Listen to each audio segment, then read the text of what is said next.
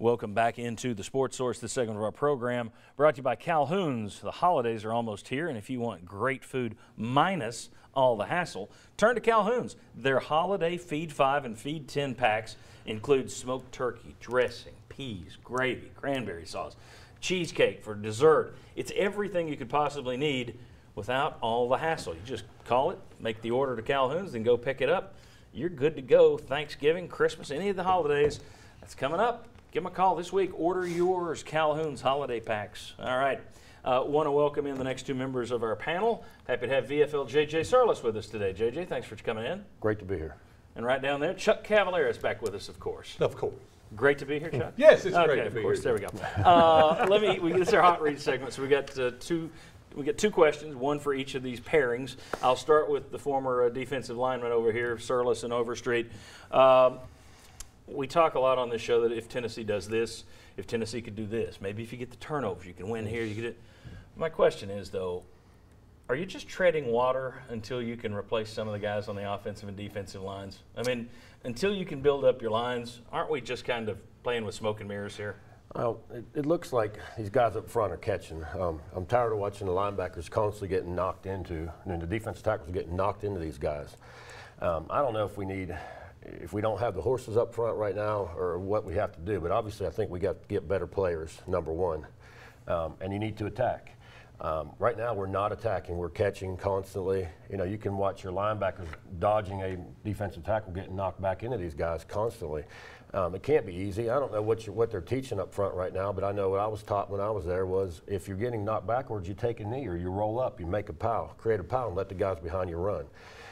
These guys right now seem like, I don't know if they're trying to read too much. If we can't attack and be aggressive and be on the wrong or on their side of the ball, then, you know, jump a gap. We got to do something. And we're just like these guys are constantly getting knocked into each other.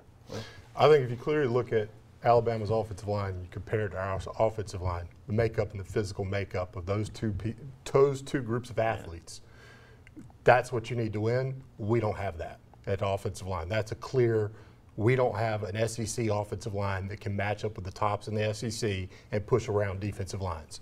That's a clear one. On defensive line, I don't think you're as far away, but you're still far away. We talked about it when you're in ETSU and you line up and you have four guys. I don't care about technique, I don't care about play call. But if you can't get around an ETSU offensive tackle and put pressure on the quarterback, you don't have the right athletes.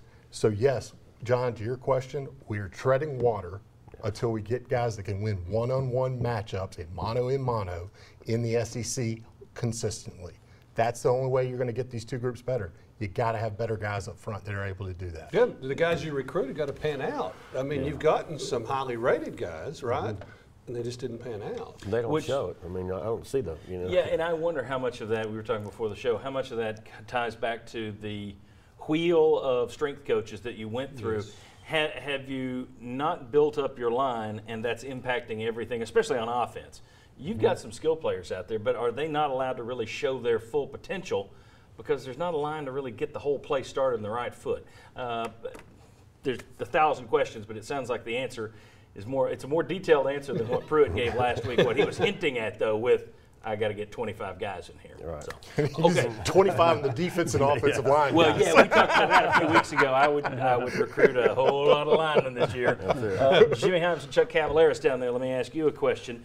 Well, first, let me put up the numbers for Jarrett Garantano last night if we've got these. There we go. 27 of 39, and then most attempts ever in his career, 207 yards, 2 touchdowns, no interceptions. Again, the guy makes no mistakes in terms of interceptions. He's only got 4 in his career, which is spectacular. 5.3 yards per attempt last night.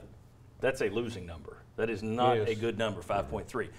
Led UT to 11 conversions on 16 third downs, though, which they continue to be really good on 3rd and long. My question, should Keller Christ have gotten in the game? Pruitt said before the game that he thought both would play, probably. Should he have gotten in, or did Garantano do enough to stave him off? Well, you would think Garantano did enough, wouldn't you? I mean, you scored your first offensive touchdown in the first quarter of the whole season. He had a career high in completions. At one time, you were 8 of 10 on 3rd down. So, I mean, and then there's no, like you said, no interceptions.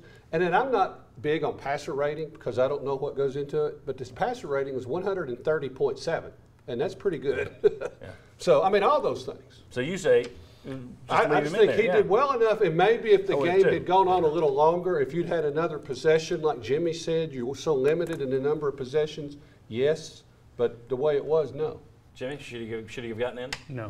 No, I thought Garantano played well enough to stay in the game. We mentioned earlier Tennessee only had 8 possessions, but think of this: on those possessions, they had a 9-play drive, a 10-play drive, a 12-play, a 13, and a 15-play drive. They were pretty effective, and they were converting on third downs, and they were moving the football. And I know the yards per attempt was not very good, but I think part of it was by design, one, because of your offensive line, and secondly, because South Carolina was playing pretty soft coverage. So I think overall, I think the offense was effective enough to where Garantano, and I think he played well enough to stay in the game. Yeah, I think of their losses, there are very few that you can go back and hang on him this year. Yeah. I don't think he's the problem. But I know we put that question in there because so many people disagree and think Keller Chris should be out there. And you mentioned this too. He's had 4 interceptions. He's thrown more than 300 career passes, and he's only got 4 interceptions. That's a darn good ratio. Well, and what do coaches always say first? Take care of the football. Exactly. So that goes a long way. I want to say this. The kid is unbelievably tough.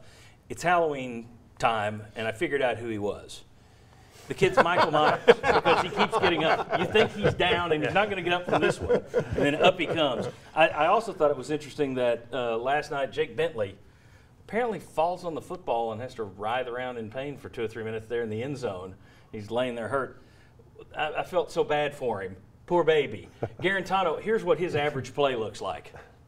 We got the video? There we go. This is what it looks like for Garantano, play after play.